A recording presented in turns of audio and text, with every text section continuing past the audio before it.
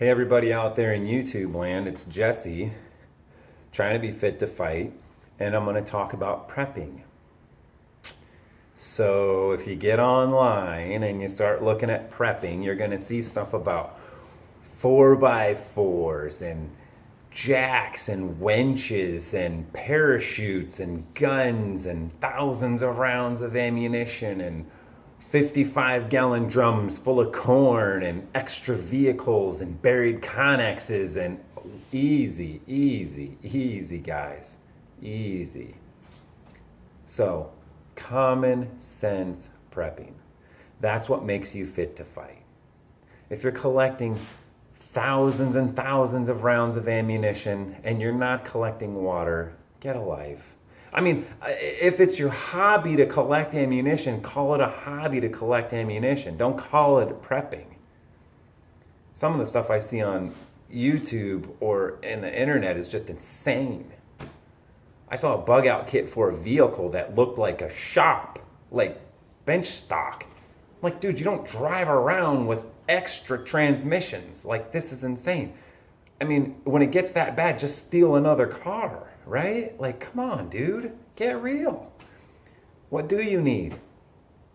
A reliable transportation for a vehicle, right?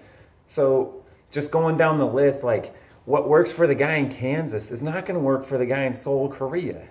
And what works for that guy may not work for the guy who's in Haiti.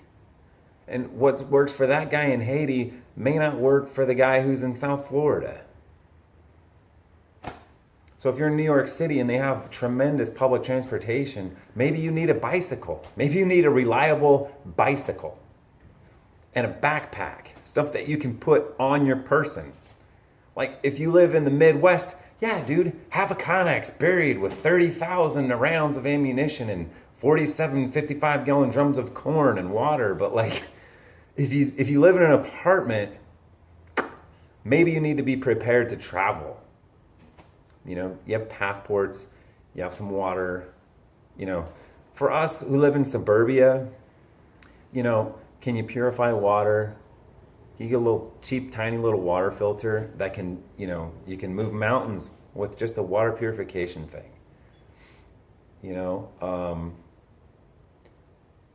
wrote down some things. Home security. For the guy with a huge farm, home security is going to look a lot different than the guy who's living in an apartment. You know, can you live for 2 weeks without going to the store? Do you have a chainsaw if you live in the country? If you live in the city, guess what? You don't need a chainsaw. Let's get realistic, guys. So to wrap it up, I don't want to kill prepping. I'm going to do prepping stuff more later because I have a lot of information about prepping that's actually really good. Something that all survivors have in common, and there have been books written about this topic, but something that survivalists and people who have literally survived tragedy and difficult times, years that stranded at sea or on desert islands or in the mountains or whatever, they have a few things in common. I just want to briefly touch on them. One is they think outside the box. That's really easy to say, but really hard to comprehend because we live inside a box. That's where we spend our whole lives.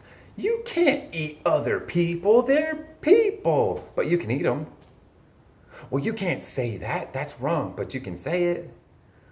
Well, you can't just kick a hole in that wall. But you can do it. See? So thinking inside the box is something that we do as a collective society that helps us interact with one another.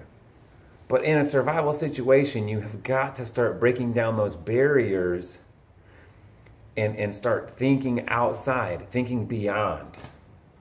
What is possible? Can you climb the pole? Why would I? Don't worry about why. Can you do it? Those are the things that you need to start asking in the survival situation. Second, they act quickly.